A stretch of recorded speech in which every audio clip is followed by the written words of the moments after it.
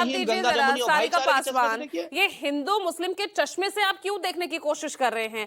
कानून व्यवस्था बनी रहे उसके लिए ये बयान दिए गए हैं।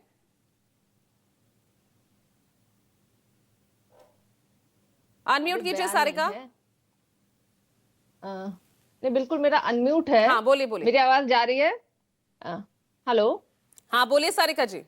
मैं कह रही हूँ कि हरिभूषण ठाकुर जी का ये कोई पहला बयान नहीं है। इसके पहले भी उन्होंने कई ऐसे विवादित बयान दिए हैं जिसमें ये भी रहा है कि बंटवारे के बाद मुसलमान नहीं गए बाहर, इसलिए उनसे वोट लेने की अधिकार को छीन लिया जाए।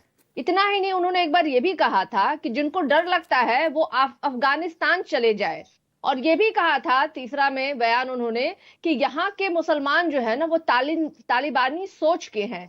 तो हरिभूषण ठाकुर हो या भारतीय जनता पार्टी हो, उन्होंने तो हमेशा ही धार्मिक ध्रुवीकरण की राजनीति की है। अगर वो चुनाव खास करके जब कहीं हो और इस तरह के बयान इनके नेताओं के द्वारा ना मिले तो मुझे लगता है तब आश्चर्य करने की बात है। कोई नई बात इन्होंने की नहीं है। ये तो भारतीय जनता पार्टी की विचारधारा ही रही है, हिंदू और मुसलमानों के बीच में तनाव कराव और किस तरीके से आप अपनी राजनीति रोटी से को। भाई उन्होंने आंकड़े भी रखे ना, आपने देखे ना कि किस तरह से दंगों का इतिहास रहा है बिहार में। नहीं तो उन तमाम दंगों के इतिहास के पीछे जो लोग हैं वो यही लोग तो है ना। अभी भी जो इनकी मंशा क्या है, अभी भी तो अपने बयानों के द्वारा ये दंगा फसाद कराना चाहते हैं और उसके बाद एक नई सूची तैयार कर लेंगे ये। लेकिन सबसे बड़ी बात है कि भारतीय जनता पार्टी पूरे देश भर में कहीं भी, मैं तो किसी भी देश के कोने को उठा करके बात करना चाहती हूं कि भारतीय जनता पार्टी जहां भी रहती है उसने कभी भी पॉजिटिव राजनीति नहीं की है। हमेशा से ही उन्होंने अलगाववाद, किसी तरीके से नफरत, किसी तरह से द्वेष फैले, ऐसे शब्दों का इस्तेमाल किया है। अब अगर हम बात करें कि जहां भारतीय जनता पार्टी है वहां उनके अधिकारियों की भी मनोस्थिति वही हो गई है।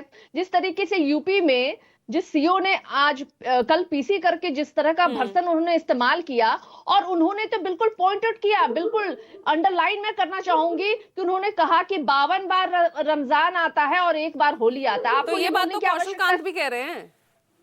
मैं तो बता रही हूँ ना, ये बात आपको बोलने की जरूरत नहीं है। सब जानते हैं कि 52 बार रमजान आता है और 1 बार होली और 1 दिन दिवाली आता है। 52 बार जुमा आता है। अरे 52 बार जुमा, सारिका जी। जुम्मा आता है। आप लोग 52 बार जुमा आता है। आप लोग अच्छे से जानते हैं भाई, हम नहीं जानते क्योंकि हम तो मानते हैं कि तो जो फिर मुसलमानों का जानना चाहिए। कौशल कांत जी, अगर आपको दिक्कत नहीं ये आता है कि सिर्फ विपक्ष नहीं, आपके जो सहयोगी हैं वो भी किनारा कर रहे हैं आपके इस बयान से। नवल शर्मा, तो क्या आप भी हिंदू मुसलमान के चश्मे से देख रहे हैं क्या इस बयान को, जो किनारा करते हुए आ रहे हैं? बिहार में, रुकिए ना, रुकिए सारिका, बिहार में जो सारिका रुकिए।